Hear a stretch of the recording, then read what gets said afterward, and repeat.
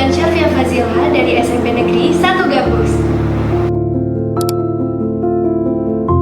Pada kesempatan ini, saya akan meresensikan buku cerita rakyat Papua Barat Daya karya Meris Rumbarar dan Ina Levan Samosir.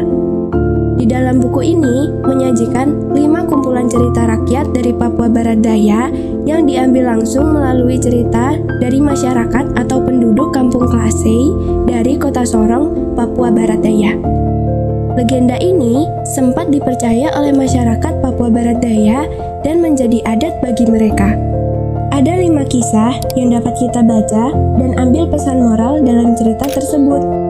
Cerita pertama menggambarkan seorang pria yang berburu dan berkebun untuk keluarganya. Ia bertemu dengan putri air saat mencari tahu pencuri air Enau.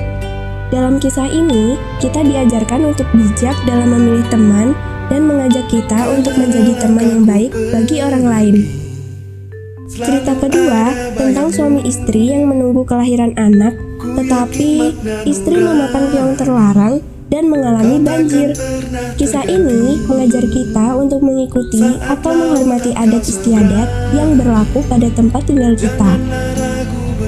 Kisah ketiga melibatkan seorang ibu yang hampir ditelan naga setelah membakar daun kering. Cerita ini mengajarkan pentingnya menghormati aturan dan menjaga hubungan dengan makhluk spiritual.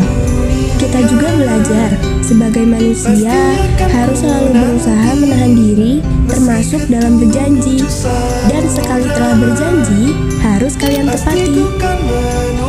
Kisah keempat mengajarkan pentingnya bersikap baik dan menghargai yang lebih tua.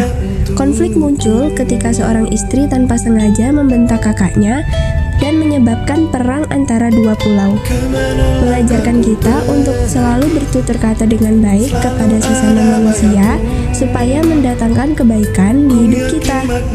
Kisah terakhir menggambarkan seorang suami yang bekerja keras, jatuh sakit, dan meninggalkan keluarganya. Tetapi rohnya tetap bersama istri dan anak-anaknya saat menghadapi kesulitan. Dalam kisah ini, kita diajarkan bahwa kesabaran akan menghasilkan kebahagiaan ketika ada pengorbanan dan kesetiaan. Dalam buku ini, banyak sekali cerita yang dapat kita baca dan kita petik pelajarannya. Kisah yang ditulis begitu menyentuh hati, mengharukan, dan menyenangkan untuk dibaca. Disarankan untuk anak-anak dan usia lainnya karena tidak hanya menggambarkan tokoh yang kreatif, tapi makna ceritanya yang begitu dalam.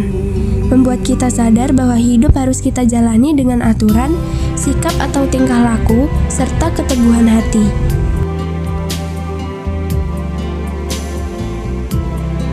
Kelebihan pada buku ini adalah menggunakan bahasa yang mudah dipahami bagi anak-anak tentunya dan juga orang dewasa.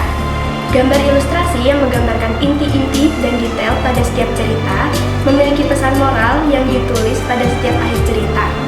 Kekurangan pada buku ini yaitu alur yang hampir sama pada setiap cerita. Terdapat beberapa kata yang asing jika didengarkan oleh anak-anak seperti sebilah parang dan hak pelayar.